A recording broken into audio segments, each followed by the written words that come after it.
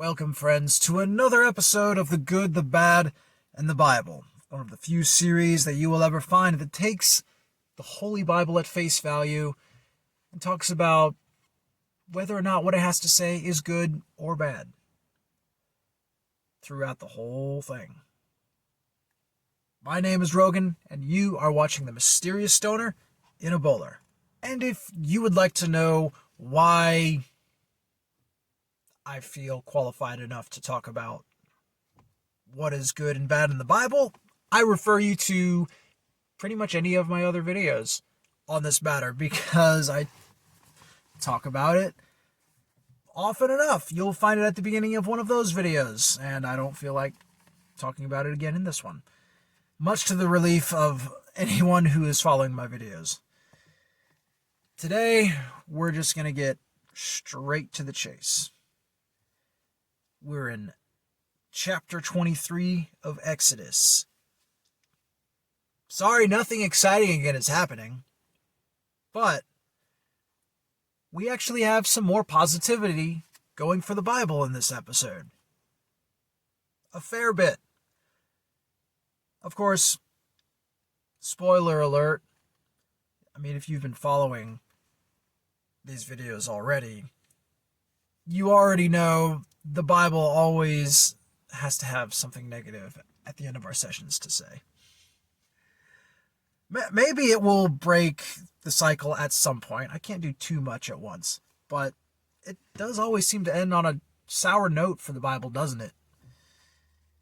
Kind of sad, given how much credit people give to the Bible. But we are here to give credit where credit is due.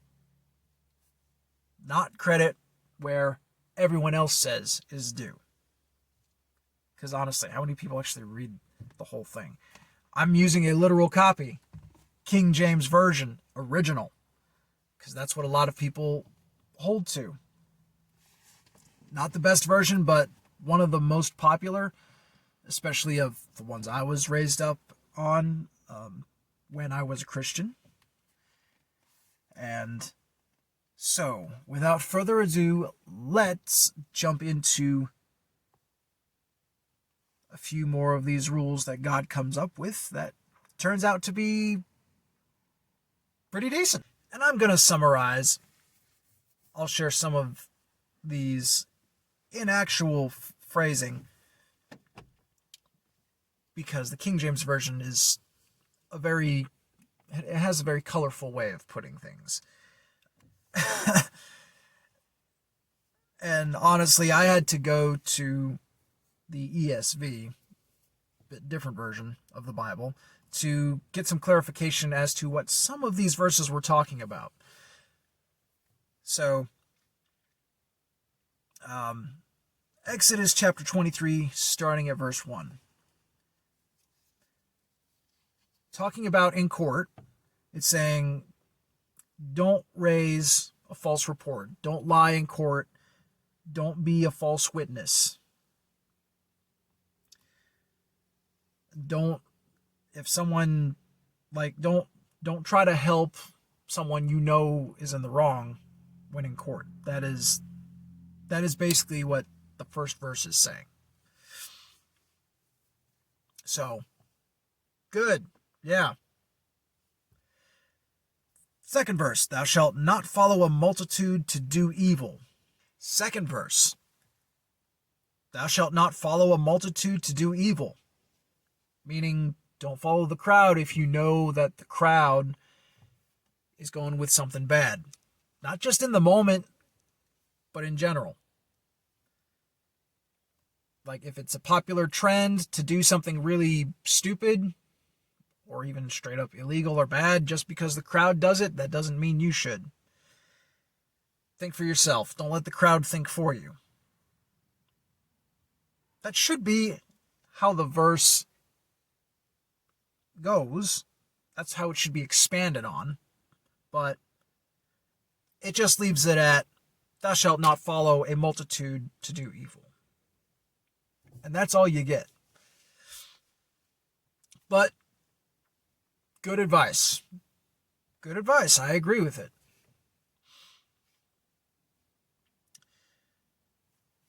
And then it talks about, it goes back and forth with some of the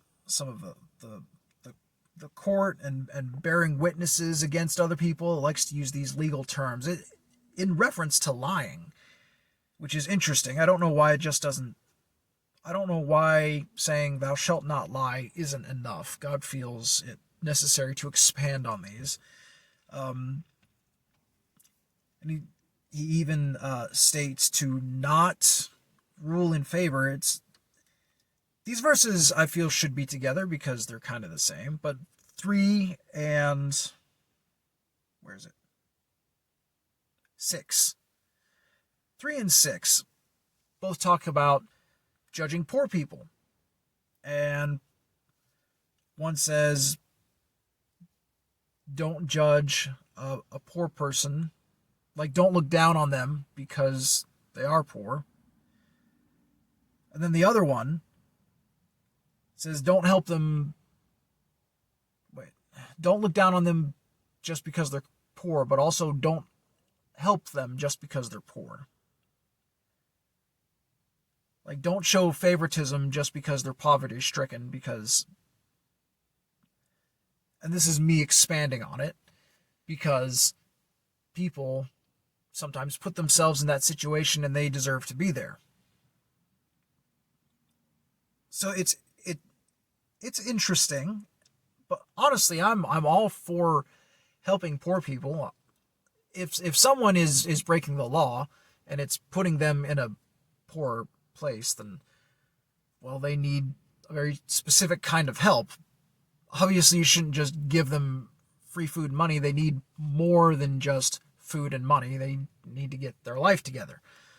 But in general, I feel we should help people who are less fortunate than us. And if they're being stubborn enough to where they're abusing our help or ignoring it or whatever, then yeah, you should stop helping them if that's how they want to act and that's how they want to make use of the help that's offered to them. Sometimes them being left alone is the best thing for them. So take it or leave it. I think it's good to a degree. Like, you should use your own intuition when helping someone out. Be willing to help others, but don't be used by people who want to use you just because you're a nice, helpful person. I've had to learn to not help some people because I like to help people, and people like to take advantage of helpers. So I think that's what's kind of being warned against here, in not showing favoritism to people just because they're poor. Be great if they expanded on it, but they put the bare minimum in there. God came up with the bare minimum and left it at that. And the bare minimum actually managed to be decently good, if you put enough thought into it and actually think about it. But another point for God. In this instance, that doesn't really make up for all the crap he's put humanity through, but we're not talking about all that. We're talking about what's here. And I have to make sure to not get rabbit trailed. Verse 4. This is actually pretty interesting. Verse 4 and 6 talk about this. If you see your enemy's ox or donkey having gotten loose, you should return it to them. Interesting. And it says, and if you see the donkey or ox of the person that hates you struggling under a heavy burden, you should help him. That's verse 5. So basically, it makes it sound like God is saying, be kind to your enemies. It does not specify which enemies, though. It doesn't say if it's next door neighbors. Maybe if you do some digging, you might find if it's referring to neighbors, someone local, someone like a fellow Israelite that they're having issues with. Maybe that's what it's referring to. Because God really has a thing for telling the Israelites to also go out and ruthlessly slaughter their enemies, sometimes even telling them to kill the women and children, sometimes even all the animals too. Whatever God's in the mood for, just however thirsty for blood he's feeling that day.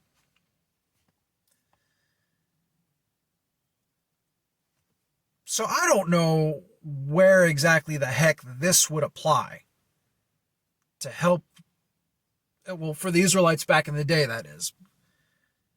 Because they're usually being told to treat their enemies like total garbage. That's why I bring up, maybe it's referring to their neighbors or to, fellow Israelites that they know that they're having issues with. But honestly,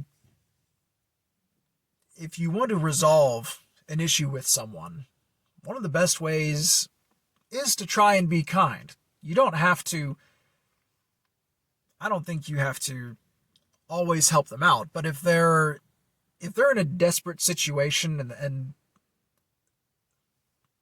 let me start that sentence again. If they are in a desperate situation and they think you're a terrible person or whatever, they just have a wrong opinion about you, and you help them in that desperate situation, that can change their opinion of what they think of you. I mean, that's a real life thing. So that, of course, that's not being added on in the Bible here. That's not being expanded. They're not being told why they should help their enemy, like why they should return their enemies' escaped animals to them. Like, why wouldn't you let them go astray? Why wouldn't you want your enemy to lose? It seems like God is trying to order people to resolve their issues, but he's just ordering them. It's great that he's telling them to be kind to each other in this way, but he's not telling them why to be kind. He's just telling them to do it. So that, I find that a little bit odd, but it's good advice. Can't deny that. So good for him. Good for the Bible. And then we come to verse 7. Keep thee far from a false matter, and the innocent and righteous slay thou not, for I will not justify the wicked. Basically what that is saying is that if you know there's corruption afoot, whether it's in your company or I don't know, government, or there's a bunch of people lying, don't join up with that group. Don't support them. I feel like that's what it's trying to say here. Don't feed that illusion. Stay away from it. Especially if it's a harmful illusion, then you should want for it to not be a problem, because things that are false tend to be a real problem. When you believe something that isn't true, it can cost you your life, depending on what it is. It can cost you friends and family. That's not to say the truth sometimes won't cost you as well. Truth just Well, lies and illusions tend to promise immediate reward. Truth promises later reward. And so people tend to go for lies because they're impatient. But the thing about truth and lies as well is that lies have a way bigger repercussion, way more bigger negative consequences when it's discovered that you've been lying the whole time, or you've been believing a lie the whole time. Your life could have been so much better if you had known the truth, or if you had accepted it when it was told to you, if you hadn't denied the evidence or the opportunity to see it or hear about it, but you did.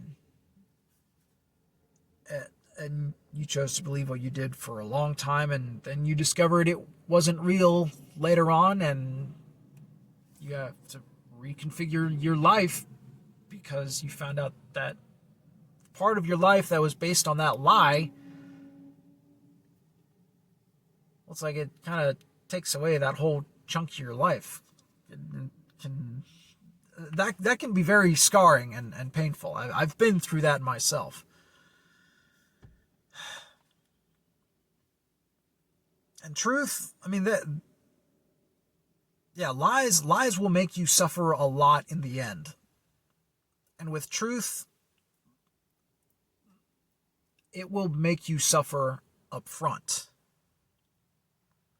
When you discover and you stick to the truth and you stand by it, it can be extremely painful what you experience.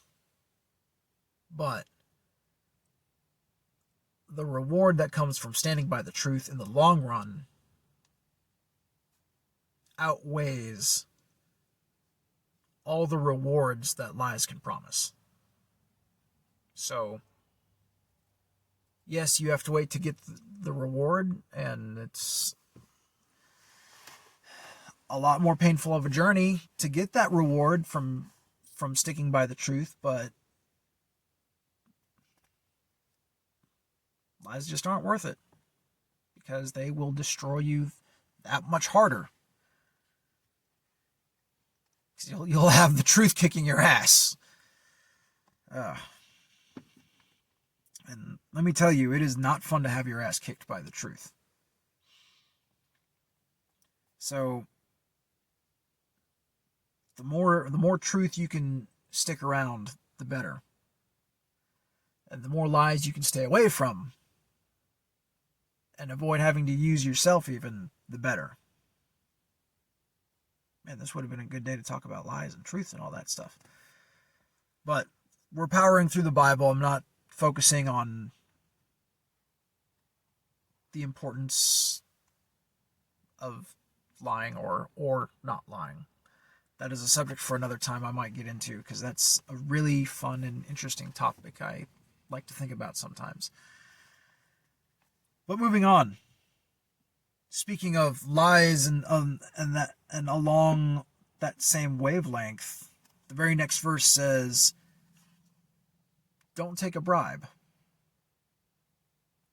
Don't be blinded by money.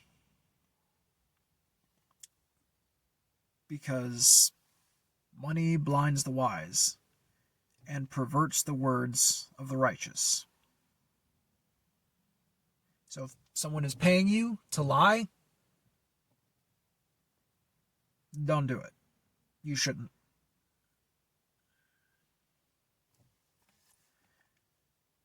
According to this, and in most cases I would agree, for the law, for the government, for your safety and the safety of those you love, obviously if you have to lie to save someone's life, I think that is one of those exceptions where it's more okay. You're trying to save a loved one and you gotta lie to the thief or serial killer that broke into your house to kill someone or whatever. I don't know. You gotta lie to get them out of the room to save someone you love. Go ahead and lie to them. Absolutely. There shouldn't be anything wrong with lying in that case.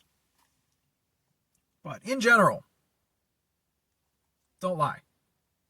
Don't take a bribe. Don't do that shit. I agree. And then the last section of this portion within chapter 23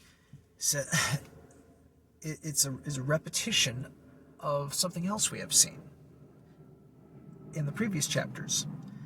It says, "Also thou shalt not oppress a stranger, for ye know the heart of a stranger, seeing ye were strangers in the land of Egypt."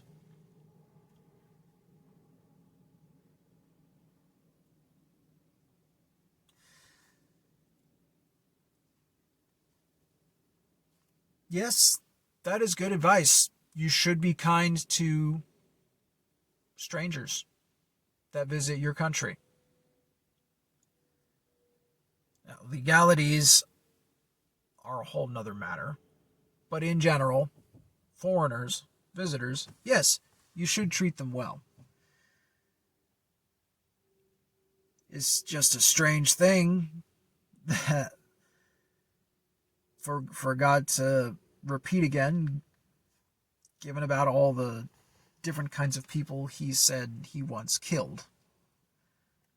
So there's, on the surface, this is good advice. To be kind to strangers, people you don't know, people you don't understand. Beneath the surface, God has exceptions to this, for he wants certain people dead no matter what. Strangers are not.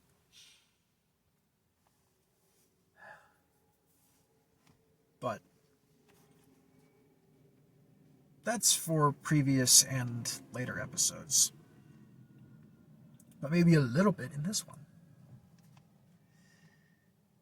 The Bible then goes on to say in verse 10, it starts talking about letting the land rest when they farm. And honestly, I don't know. I have heard that this is good advice. But I don't know for sure. I'm not an agricultural type of person. But it says that when the children of Israel get their farmland and all that, that they should do their regular yearly harvesting. But on the 7th year, like they do it for 6 years at a time, but on the 7th year, they shouldn't harvest at all. And they should let the land do its thing. When it's time to harvest, they shouldn't harvest at all. And there is actually definitely a plus side to this, because then it goes on to say that it's commanded here that the poor people and it calls them the beasts of the field, but animals in general, so that the poor people and the random animals of the field can just come in and eat whatever. So that's kind of nice, because at least that way poor people get guaranteed food every 7 years. I don't know if they can make any of that food last until the next 7th year comes, but yeah, hopefully their luck would change by then or something. But so yeah, I don't know if it's true that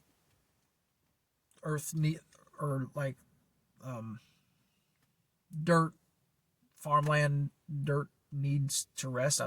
Because I'm not a scientist and all that crap. It sounds like kind of a good idea, because there's a lot of things in nature that work on a cycle. And something I've learned is that when you learn to work with the cycle of nature, or in the different cycles that nature has, it can benefit you a lot more.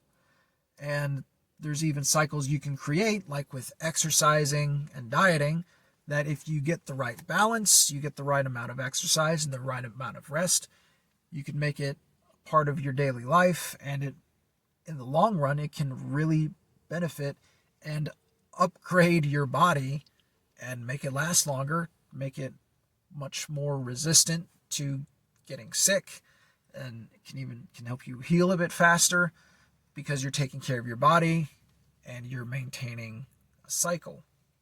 So, sounds like a good idea. I'm giving it the thumbs up because it sounds positive, and it sounds like maybe Moses had some kind of an idea of what he was talking about when he wrote this down, because I'm not going to attribute this information to God.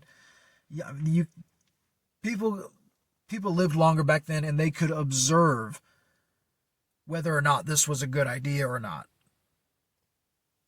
They would have been able to figure this out on their own without God having to tell them. And it's a big world that we've got. Wherever Moses may have learned this tactic from. He may have even gotten it from the Egyptians, who knows? And they're to let the food that grows naturally, to let the poor and random regular animals of the local vicinity eat. So, another thumbs up for that. Definitely approve. And then he goes again into he gives the commandment of working 6 days and resting on the seventh. And this is, I have just a little bit to say about that. And firstly is that I personally don't like the idea of working 6 days a week. That's just me. I work a regular first shift, 40-hour a week. And sometimes I work on Saturdays. I don't mind working on Saturdays occasionally. It's actually great for extra money, especially if you can't work extra during the week, like I can't at my job. So if I want to make some extra money, I have to hope that there's a Saturday. Fortunately, we get a good number of those where I work in particular. But I don't particularly enjoy doing it all the time. So that, yes, there should definitely be rest in there, but I don't think, honestly, I don't believe that humans in general are made to work 7 days a week, or even 6. Some people can do it. They have some great willpower, and I don't know what else, but more power to them if that's what they're capable of. But obviously not everyone can do that. 6 days a week sounds a little bit more normal. 5, I'm glad that's where we're at today. I think 5 is pretty solid. But I have heard that scientists have discovered, and if I can find a link, I will post it in the description for a article on it, if I can find one. But I have most definitely heard that scientists have actually discovered that it is healthier to, instead of working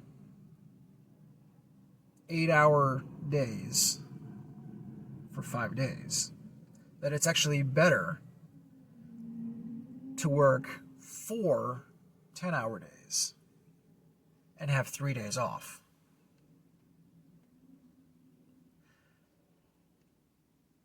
It's been a while since I've heard this information, but I have personally worked that schedule.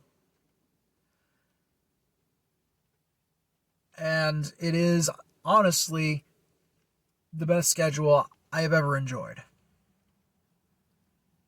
It's not the one that I have now, but I wanted to make a career out of that job, but it wasn't meant to happen. But while I had it, it was really great because I got a good amount of work in, I got my regular hourly pay, and then I had a whole extra day to myself on the weekend.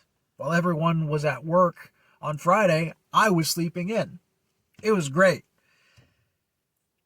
And by the time Sunday evening rolled around, I mean, I was used to working 5 days a week. So I had spent the majority of my weekend time by the end of Saturday night. Come Sunday, I had all day to do whatever and do whatever little I had to do to get ready for Monday. But by the time Sunday night arrived, I was more than ready and willing to go back to work Monday morning. I was ready to get up and start being active and productive again. Because I felt like I really didn't need any more time off. I was gung ho to go back to work, even if it wasn't my favorite kind of work. I was just excited to be going back to work in general. So, from my own personal experience, I can see the validity of that statement. It might be different for others, but that's how it was for me. So, I'm glad rest is being included in this verse and all, but I'm not going to say it's good or bad either way, because it's not. It's demanding, honestly, because God wants to be worshipped on that one day off, while humans work their butts off the whole rest of the week. And the majority of humans do a lot better with a little bit more rest. At least 5 days on, 2 days off. On average. Screw it. I'm going to give that one a thumbs down. I don't want to work 6 days a week permanently. Fuck that. And then we come to the negative shit.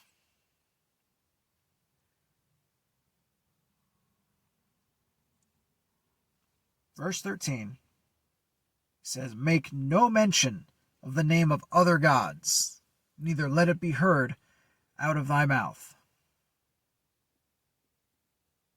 That is all that is said regarding this matter, and only in this verse. I don't know why, because it is not stated why that God doesn't want the names of other gods stated. You would think that if Jehovah was the only God that was real and that mattered, that saying the name of a God that isn't real and doesn't exist would have any impact whatsoever of any kind. But God is afraid of them. Or is it that these other gods are real, and that saying their names makes God feel a little bit inferior? Like, what if your significant other said, "I don't want you to ever talk to," like, let's say a guy tells his girlfriend, "I don't want you talking to other men ever. Like, don't even say that they exist. I'm the only one that matters to you now. You can talk to other women all you want, but you can't talk to other guys. You can't even mention other guys. You can't say the word guys. Like, you can't Don't even say other men. Like, just pretend they don't even exist. Because I'm the only one that exists for you. That's kind of the way God is acting here. Like, dude, what's the big deal? What happened to, like what?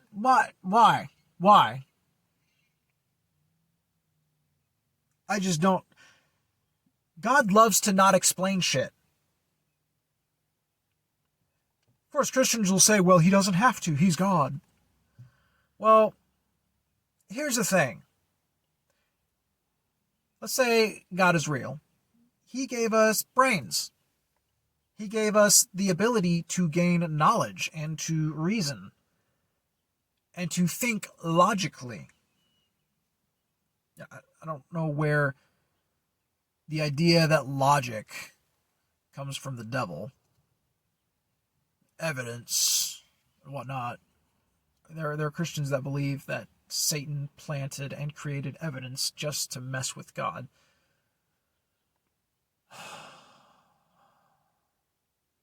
Some heavy denial. So for some mysterious, unknown reason, humans are not allowed to use their brains or their logic. And they're not allowed to say whatever they want. They don't have free speech. Because God just can't stand the idea of someone even mentioning the name of another God, even though it supposedly doesn't exist.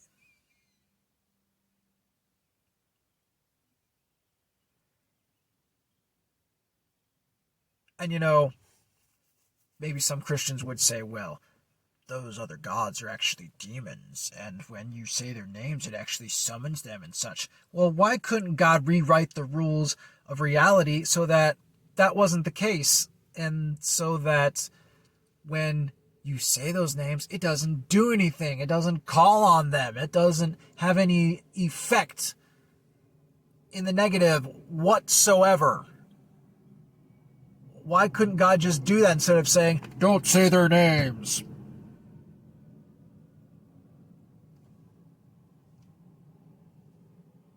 But you could fix it so easily with a snap of your fingers, supposedly. But instead you resort to telling people to not say their names. You already tell them to do all these other things, and you're adding this to it? Don't say the names of other gods. And then, of course, he has to repeat, don't bow down to other gods, later on. Oh, but he doesn't just say that.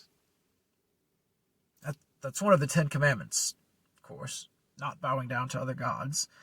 But he goes into this little tangent of where he's telling the Israelites that he's going to send them an angel to work with them, apparently, and that I don't think this angel is ever really mentioned again or is mentioned to be communicating with Israel as far as I remember. It's been a long time since I've read this book, so go a little easy on me. Little easy. Because I know many of you won't. But God says he's going to send an angel with the Israelites, and he's going to help drive out all these people as the Israelites come through and basically wipe them out like America took out all the Native Americans. Drove them out of their lands to take over and call their own.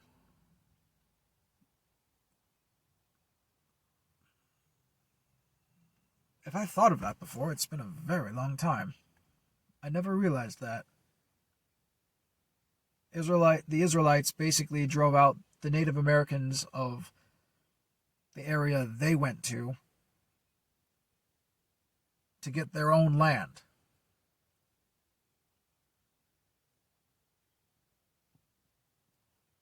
And it even mentions who was getting kicked out of their homes. My angel will go before you, and bring you to the Amorites, and the Hittites, and the Perizzites, and the Canaanites, the Hivites, and the Jebusites. That is 1, 2, 3, 4, 5, 6. And he says, and I will cut them off. Of course, this means literally. But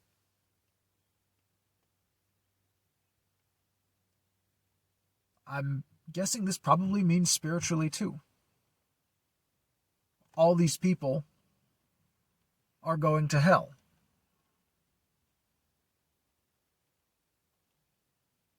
Seemingly without any chance given to go to heaven.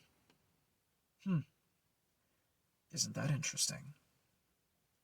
And then it says, in the next verse 24, thou shalt not bow down to their gods, nor serve them, nor do after their works. So don't copy them. Don't copy the gods they serve or anything like that.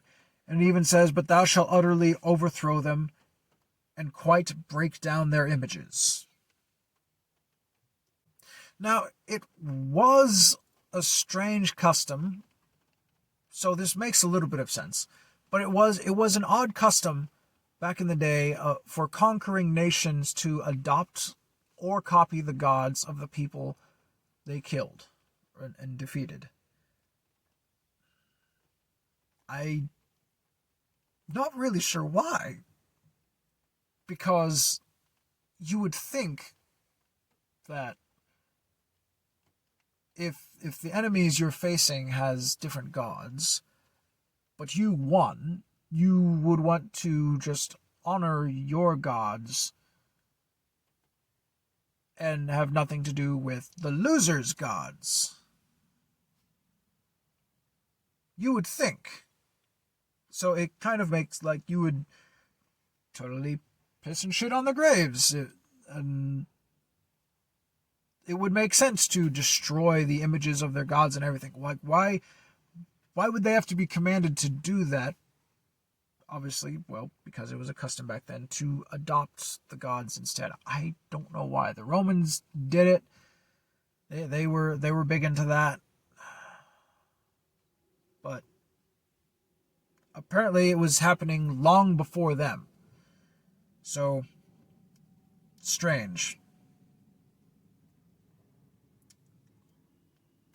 But it seems like God has no faith even in his own people after seeing his mighty works and working with his angel and all that. It seems strange that he would have to tell his own people to not do that. It's like, well, why can't you just be powerful enough and obvious enough that you're real so that they wouldn't do that? Like, if you have someone who can...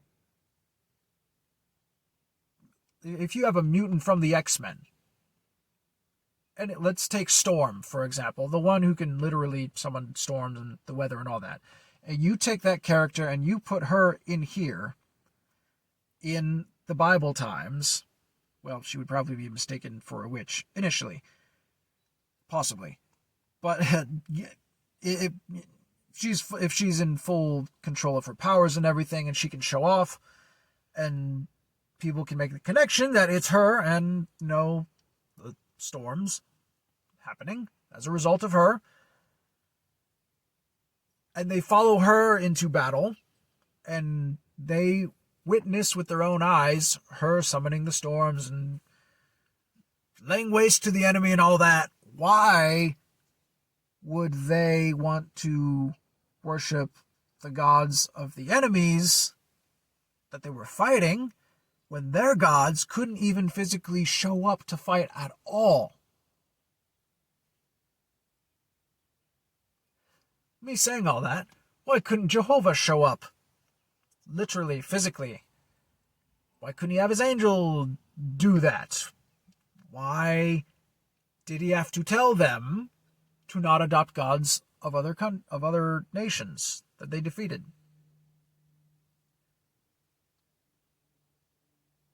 Why couldn't God provide enough evidence so that the Israelites wouldn't be that stupid? Maybe because Jehovah isn't real. He has to tell them not to do it. Otherwise, Moses. Now, why would Moses tell them to do that? Why would Moses tell them to avoid doing that? This is saying Moses is pulling all the strings here of what God is saying. He's the man behind the curtain, let's say. What would it benefit Moses for the Israelites to not take the other gods? Well, with the other gods, you have different religions, different perspectives, different ways of looking at things. Maybe more open-minded, maybe more free, maybe more non-sexist, maybe more equal, maybe less slavery, maybe no slavery at all. That would be a threat to a lot of the things that are commanded in the Bible. So, of course, you want to tell the people you're trying to manipulate to not believe other gods and to not adopt them from conquered nations. Because if they adopt the gods of those conquered nations, you might start to lose some of the influence that you have over the people, because they won't all worship the same God. And the gods might disagree about Jehovah's opinion on a few things. And then there would be division, and then Moses would lose his control of the people, and who knows, he might lose his position of power. Wouldn't that be sad if that's what the Bible mostly was? Well, a lot of it was just Moses trying to manipulate people with what supposedly God said.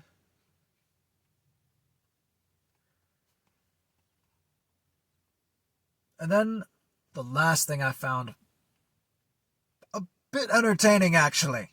God is still going on about how about his angel and also himself driving out everyone before Israel as they come into the land of Israel. Well, where Israel is supposed to take, where the Israelites are supposed to take over and call their homeland.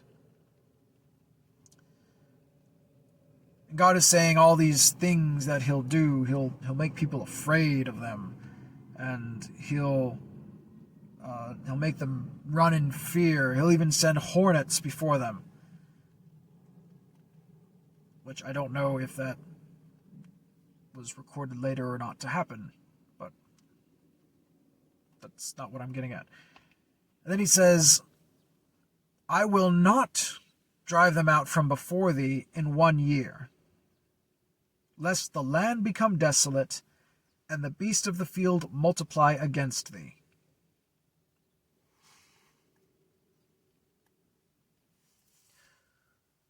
What God is saying here, to an entire nation of people with no land, he's saying, all the land you need, I'm not going to give it to you in 1 year. Even though you kind of need it. All at once. I mean, where else is the nation supposed to... You're getting the... And I'm not even sure if they have the correct amount of land that God is supposedly given to them. I don't think they're fighting, they're still fighting over it, I think. I don't know. That's not something I really keep up with. But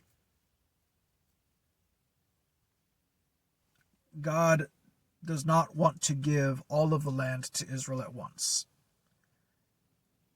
Why does he not want to do that? Even though it would probably make it would make it a lot easier for the Israelites to move in, because they could just walk right in. It would be no issue. And a lot less people would die. No Israelites would die in the taking of Israel. Guaranteed, 100%, if God and his angel did all the work. But no, he's going to make them fight and such, so there will probably be casualties and Israelites will die because God can't keep everyone from dying. And he can't just give them all the land at once. But his reason, not because he can't give them the land, but he says this is the reason, is that so that the land doesn't become desolate. I guess doesn't go to waste. Although he already said that it's okay for the land to rest 1 out of every 7 years. But now he's worried about the land going desolate in 1 year. Pretty sure these Gentiles, all these people that live in Israel, they don't follow the 6 years of working the fields and then letting it rest for the 7th. Or maybe they do, and that's where Jehovah got his idea from. But even if he didn't get it from them, he's worried. If they overwork the land, he's worried that now if the land gets a year off, that it'll become desolate, that it will become no good, or it'll go bad after only a year of rest, because no one will be working it. But he's also worried that the beasts of the field, that means the local animal predator population, he's worried that the local animals will become too much for this entire nation of humans with a military, supposedly.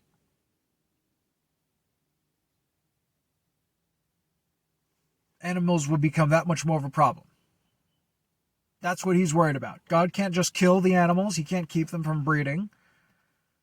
And also, why does he think that they're going to multiply that fast in 1 year? That is only 1 year.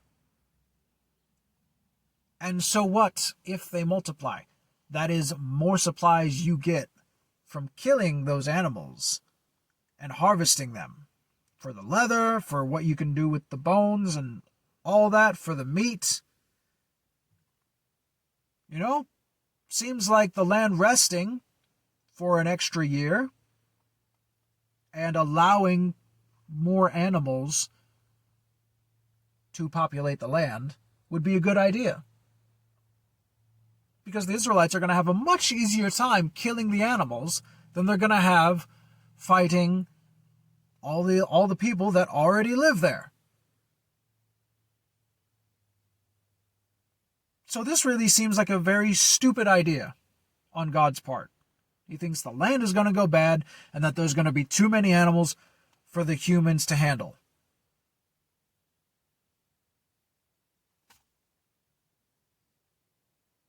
This logic does not match reality. An entire nation of humans versus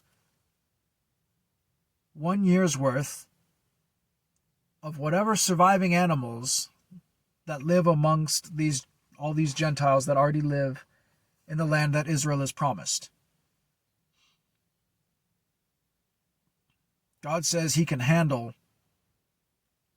kicking out all the humans that are already there in Israel's way. But he's worried the local animal population is going to have too many litters in that 1 year. Even though a lot of animals don't even mate every year. A lot of them only mate once a year. Some mate twice a year. It's different for all different animals, and God should know this because he supposedly made them all. He should know what their rate is. He should know that the predators don't mate at as fast of a rate as the prey animals. He should know that a whole nation of humans can handle a bunch of animals a lot easier than one nation of humans versus whole bunch of nations of humans. There's just... the logic just doesn't add up here. Especially when God already said that there was no issue with letting the land rest for a year, after working it for 6. If the Gentiles have been working the land year after year after year after year after year after year after year after year after year after year after year after year, with no rest, surely 1 year of rest while Israel takes the time to move in wouldn't be such a bad idea. But God doesn't want to do that, because the land will go bad, and the animals will become too much. He probably threw that in. He probably made up both of those entirely. And he just threw in too many verses between the rule about letting the land rest and this one, so that the Israelites completely forgot about that other one in connection to this one, so that they wouldn't think about it. I will not drive them out from before thee in 1 year. Because the land will go bad, and because there will be too many animals for the Israelites to handle? I don't think so. I think it'd be because God actually can't do that. He doesn't have the power or the capability. And spoiler alert, he doesn't really do that anyways. The fighting just goes on and on and on and on and on. There's not a whole lot of peaceful times in Israel. There are some. There are times where they get enslaved too. God gets tired of them and supposedly lets other nations beat them. Supposedly. But that is neither here nor there. But that is the logic of God. Let the land rest on the 7th year. But oh no, I can't clear the land for you in 1 year, because the land will go bad if it's just sitting there for 1 year. And plus there will be too many animals for your entire nation to handle. Better if we just take the land nice and slow.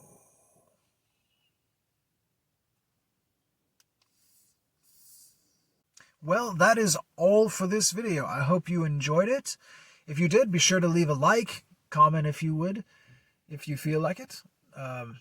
Share if you know anyone that would appreciate this type of information. Doing so, helping me, helping this channel, liking and sharing these videos, it helps spread the information, helps spread knowledge to the world. That is what I want to do. I want to help people to think about what they're actually reading, to use their logic, use their common sense, use their intuition. Think before you speak, think while you're reading, think, does this make sense? Does this seem fair? Does this seem just? Does this seem right? Could it be wrong? I want people to question authority. Not with the intent of tearing it down, but with the intent of understanding it and improving it. The world needs to be a better place. And it starts with what we believe. What we believe dictates how we live. What we choose to believe dictates how we choose to see things in the world. And the more you open yourself up to the truth and the way things could be, you eventually discover the way things are. and it sets you free in a lot of ways.